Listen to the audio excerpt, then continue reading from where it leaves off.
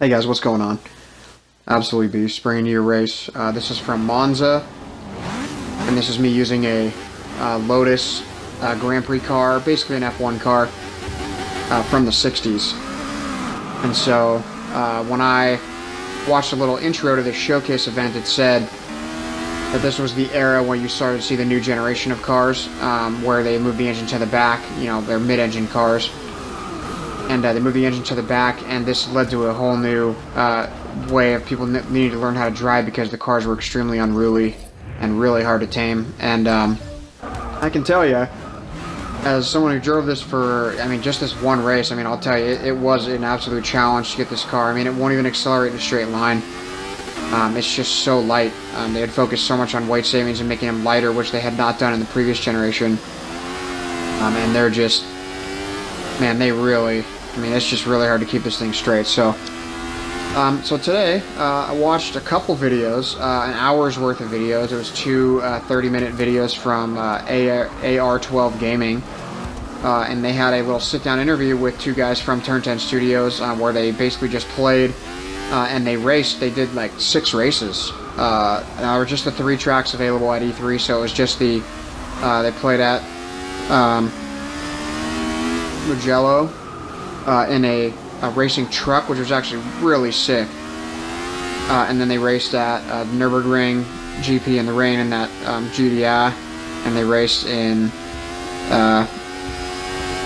can't even think of the other one right now. But they raced on Dubai with the Porsche GT2 RS, and so a lot of footage. Obviously we'd seen that footage before, but just the amount of races they had was really cool. And then just a lot of insight from these guys.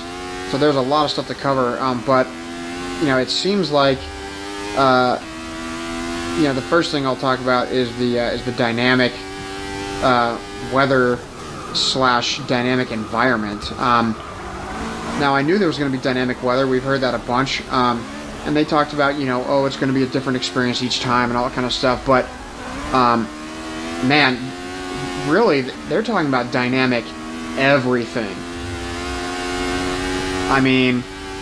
They're saying that even based on the different times of days that you race and the different amounts of cloud cover that there are, the temperatures of the track are going to change, your grip is going to change. They were mentioning how, again, depending on cloud cover, when you come into corners and stuff, sometimes there'll be shadows in different places because it's different times of day. And they made a reference to how a lot of people use like a specific shadow for their braking point. They'll be like, okay, I need to start braking right there. Man, it's a little more involved than I thought it was. Yeah, like I said, dynamic weather, we knew that, but, we're talking dynamic everything. So each environment is going to be very specifically different depending on each race that you do, which sounds crazy to me. It sounds much more like a Project Cars type of situation where you need to worry about the heat in your tires. Like if you're racing at night, you'll need to worry about heating your tires initially. And then one of the things, he was doing a drift. One of the guys was doing a drift race because everyone in the Twitch chat had requested that. It was like their 4th or 5th race or something. He must have done more than 6, man. But he was drifting, and the guy who was hosting it had gotten to play the demo a bunch of times at E3, and he said, one of the things he noticed was that the tires actually started to get really hot pretty quick, especially the rear tires. Like if you were sliding around, the rear tires would get really hot. And he mentioned how in previous games that hadn't affected you at all. Now I can say from experience, it does affect you if you get to the point where they're really hot. But the tires seem to be heating up a lot faster when you were sliding out, and they actually were affecting the car a lot more than I thought they would. So they were heating up after just a couple of seconds of spinning, and then he was having trouble gaining his grip back. Which, that's such a good sign for me. I love that kind of stuff. I love the whole, simulation aspect of it. Really the only things I don't do, I don't drive with ABS off, and that's just because I just mainly just like my controller grip style.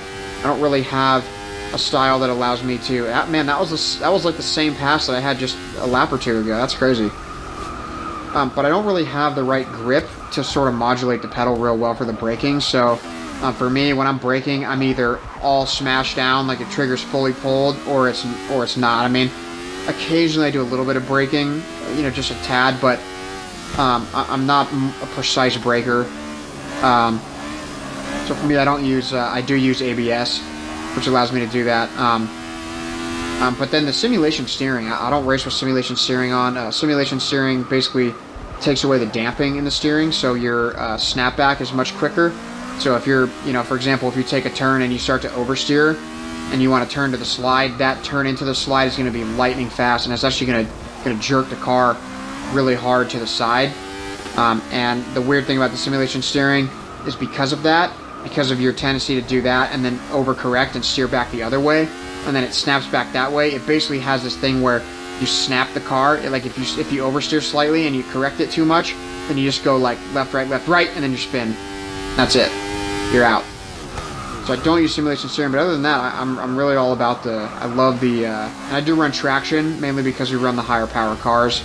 Now you could argue that, you don't need traction in an F1 car because of the downforce and stuff like that, but again, I'm not much of a modulator, even with the gas. I mean, I do it a lot more with the gas than I do with the brake, but I'm not more of that, so I'm not more of a, more of a, like, on and off kind of guy.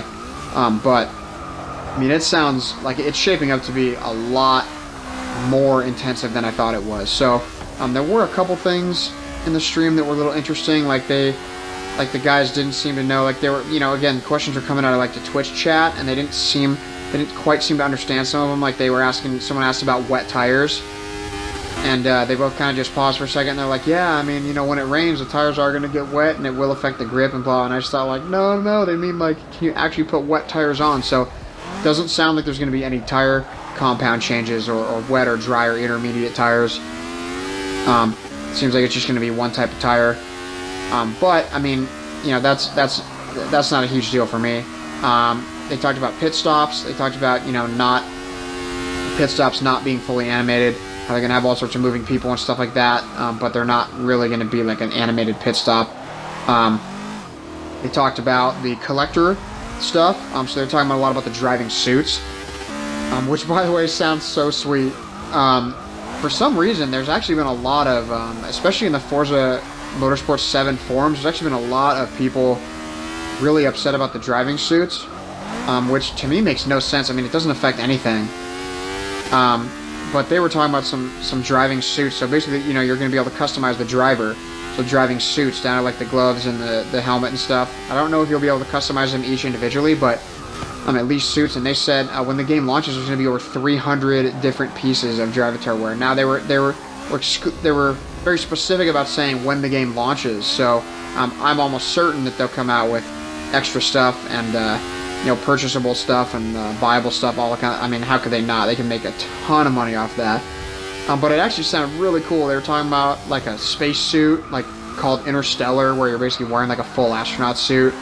And they said that a lot of the, and of course the old one that everyone's seen, where you get to wear like the leather mask and the old like can't even talk, airline pilot type goggles, which looks really cool. But one of the things he said was that they were really, and actually, I mentioned this in one of my videos the other day, but the tachometer there in the center is slightly inverted.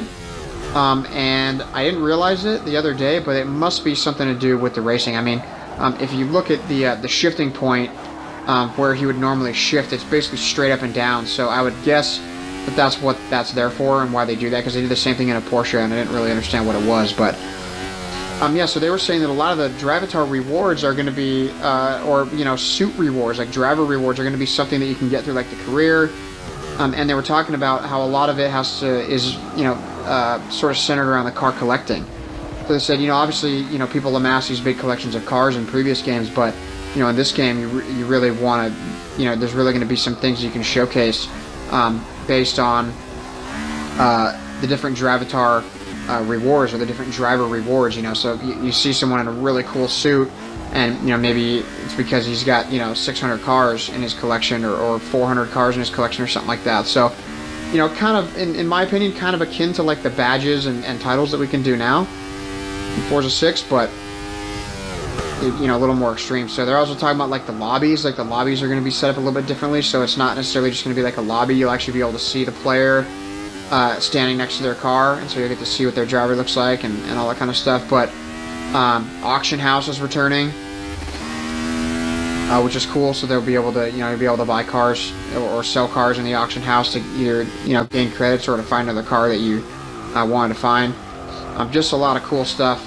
But and they were even talking about how, like, when you drive something like a Lamborghini, like they showed a Huracan, and they showed the interior of it, and it's very detailed. And they said, when you drive something like a Lamborghini, obviously it's very refined, very detailed, and you can see every little stitch in the steering wheel and stuff like that. But then they said, obviously when you go to like a race car, and they're trying to, remove all the weight they can, you can see, wires on the dashboard and stuff like that. It's sort of a raw interior of a car, and you can see those kind of flapping, which is cool. Like on the GDI, you can see the wires tapping and stuff, which is so cool. And like I said, I mean, it just seems like there's going to be a lot more. Like, it seems like dynamic everything. It seems like they're really putting an emphasis on everything being dynamic, which, if I could put one knock on the current generation of games like Forza 6, that's what it would be, is that it does get repetitive after a while.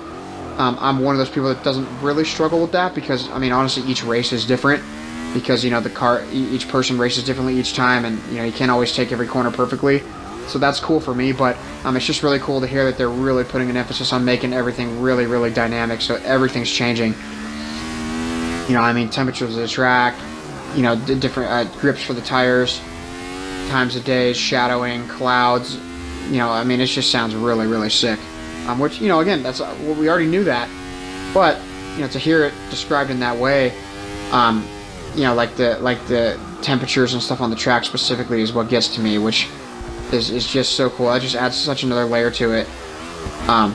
Just makes me really, really excited for the game, and just sort of, all the effort they put into it and everything. And he said we sort of took a step back, and we really wanted to make it about an immersion, and so they even default, when the game ships, it's even default with no music. Now you can't turn it on, but it's even default with no music. They talk about the sound, and how the sound is just really, everything just sounds really, really good, and just really immerses you in the game.